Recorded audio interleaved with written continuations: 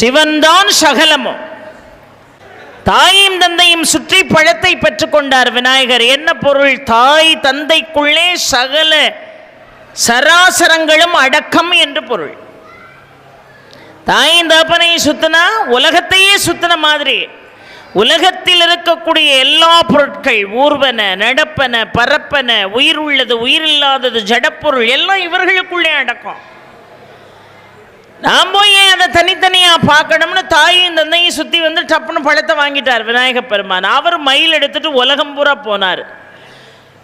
பயணிக்கின்ற பொழுது ஒவ்வொரு பொருளிலும் அவர் இறைவனை பார்த்தார். இவர் இறைவனுக்குள்ளே உலகத்தை பார்த்தார், அவர் உலகத்தில் உள்ள பொருட்களுக்குள்ளே இறைவனை பார்த்தார். ரெண்டும் ஒன்று தானே.